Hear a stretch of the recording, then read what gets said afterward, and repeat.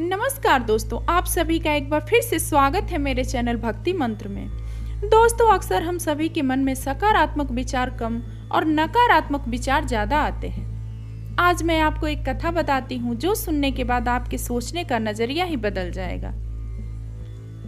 पुराने समय की बात है, एक गांव में दो किसान रहते थे। दोनों ही बहुत गरीब थे और दोनों के पास थोड़ी थोड़ी जमीन थी। दोनों उसमें ही मेहनत करके अपना और अपने परिवार का गुजारा चलाते थे। अकस्मात कुछ समय पश्चात दोनों की एक ही दिन और एक ही समय पर मृत्यु हो गई। यमराज दोनों को एक साथ भगवान के पास ले गए। भगवान ने उन्हें देखकर उनसे पूछा, अब तुम्हें क्या चाहिए? तुम्हारे इस जीवन में क्या कमी थी? अब तुम्हें क्या बनाकर मैं पुनः संसार में भेजूं? भगवान की बात सुनकर उनमें से एक किसान बड़े गुस्से से बोला कि हे भगवान, आपने इस जन्म में मुझे बहुत ही गंदी जिंदगी दी। आपने कुछ भी नहीं दिया था मुझे। पूरी जिंदगी मैंने बैल की तरह खेतों में काम किया है और जो कुछ भी कमाया है बस पेट भरने में लगा दिया।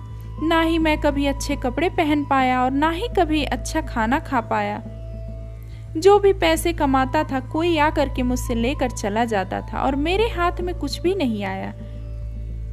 उसकी बात सुनकर भगवान कुछ समय मौन रहे और पुनः उस किसान से पूछा कि तो अब क्या चाहिए तुमको? इस जन्म में मैं तुम्हें क्या बनाऊं?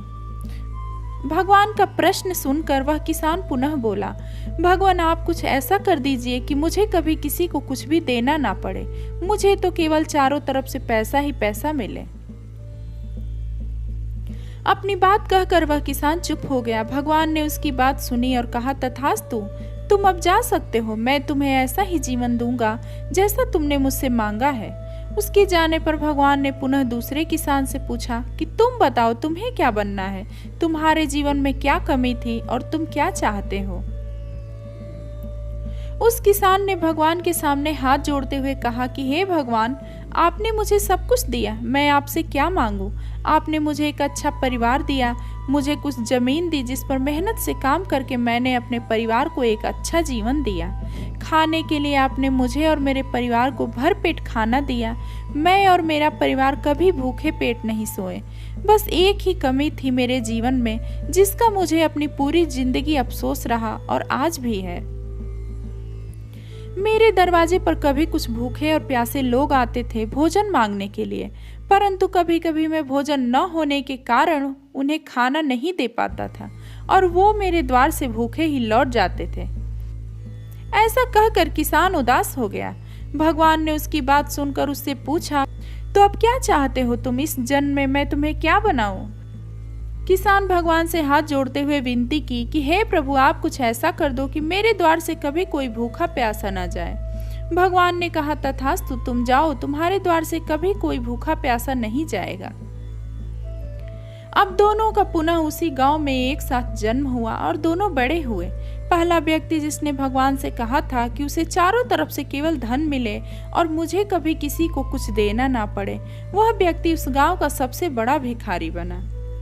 अब उसे किसी को कुछ देना नहीं पड़ता था और जो कोई भी आता था उसकी झोली में पैसे डाल के ही जाता।